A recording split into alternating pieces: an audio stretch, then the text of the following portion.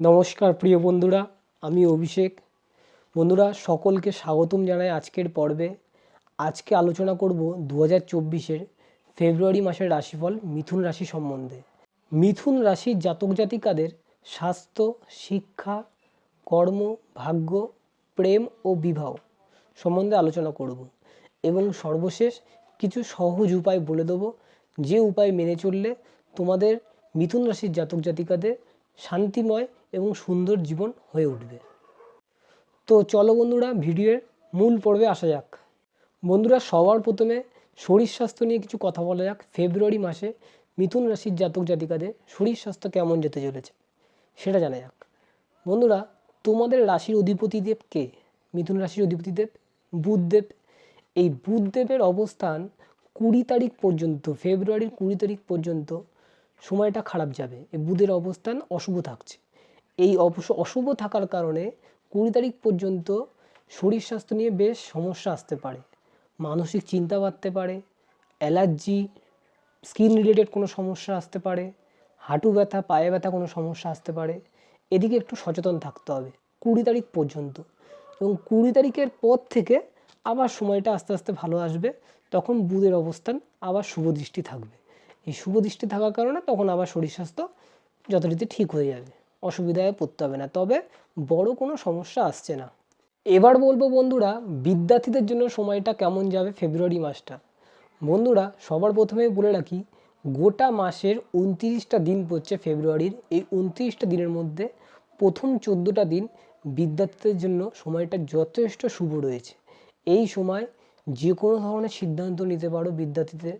তোমরা যে কোনো জায়গায় ভর্তি কিংবা কোনো অ্যাডমিশন, বড় কোনো জায়গায় তোমরা পরীক্ষা ফর্ম ফিল আপ করতে পারো। এই সময়টা বিদ্যার্থীদের জন্য যথেষ্ট উত্তম হবে। তবে মাসের শেষের 2 সপ্তাহটা একটুখানি সমস্যা আসতে পারে, মনে অস্থিরতা বাড়তে পারে, চঞ্চলতা প্রকৃতির দেখা যেতে পারে। এই সময়টা একটুখানি নিয়ন্ত্রণে থাকতে হবে। বাকি তোমাদের বিদ্যার্থীর জন্য সময়টা মোটামুটি স্বাভাবিকই থাকছে। এবার বন্ধুরা, মিথুন রাশির প্রেম ও বিবাহ সম্পর্ক কেমন যেতে চলেছে ফেব্রুয়ারি মাসটা, সেই ব্যাপারে কিছু বলবো।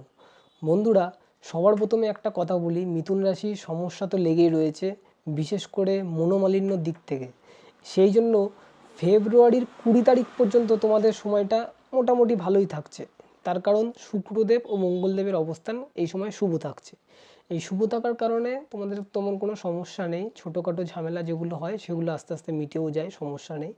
তবে 20 তারিখের পর, ফেব্রুয়ারির 20 তারিখের পর থেকে একটু সমস্যা বেশিই আসতে চলেছে।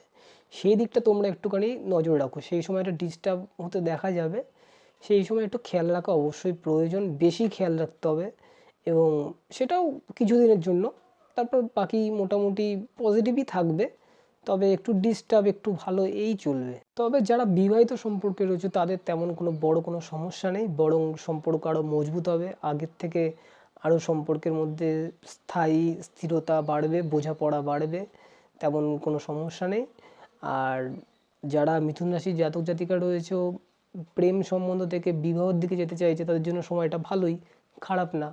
তার কারণ এই সময় সম্বন্ধ আসবে, বিয়ের একটা প্রস্তাবও আসতে পারে এবং সেটা কাজেও লাগতে পারে। তোমাদের সময়টা ভালোই থাকবে। তবে একটু বুদ্ধি দিয়ে এবং সতর্কভাবে কাজ করবে। রাগ, জেদ, তেজ এইগুলো একটুখানি নিজেদের মধ্যে যতটা পারবে নিয়ন্ত্রণে রাখবে। এবার বলবো মিথুন রাশির ফেব্রুয়ারি মাসটা কর্মভাগ্য কেমন কাটবে সেই ব্যাপারে কিছু বলবো।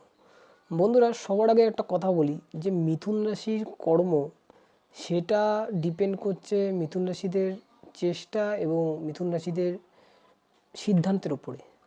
সেটা নিজেদের উপরে একটা ডিপেন্ড করছে। তা সত্ত্বেও আমি বলবো যে গ্রহ নক্ষত্রের ব্যাপার দিক থেকে আমি বলতে গেলে যেটা বলা যায়, সেটা হচ্ছে 12 তারিখের পর থেকে সময়টা অনেকটাই ভালো যাবে। 12 তারিখের আগে একটু সমস্যা আসতে পারে কর্মের দিক থেকে। তবে এই মাসটা, মানে ফেব্রুয়ারি মাসটা মধ্যম প্রকৃতিরই থাকবে কর্মের দিকে।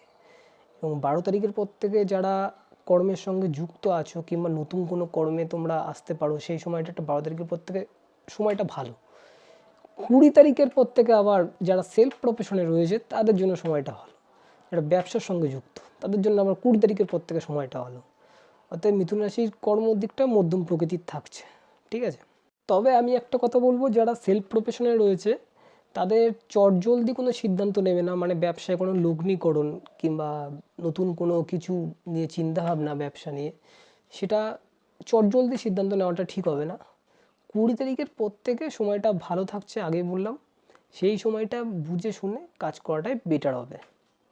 আর এবার ভাগ্য এই মাসে তেমন কোনো বড় কোনো পরিবর্তন নেই, ভাগ্য স্বাভাবিকই থাকছে। তবে মাঙ্গলিক কাজ, শুভ কোনো কাজ করা যেতে পারে 20 তারিখের পর, আগেই বললাম।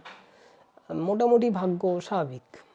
তো বন্ধুরা, এই মাসে রাশি স্বামী দুর্বল থাকছে। এই দুর্বল থাকার জন্য তোমাদের অবশ্যই বুধদেবের বীজমন্ত্র পাঠ করতেই হবে।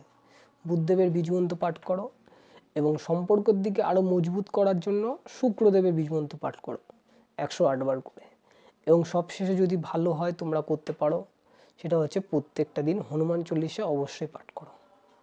তাতে তোমাদের জীবনটা অনেকটা শান্তি সুন্দর হবে এবং যেগুলো চাইছো তোমরা মনে, সেগুলো আস্তে আস্তে ফিরে পাবে। তোমাদের ধৈর্য ধরো, অবশ্যই তোমাদের হবে।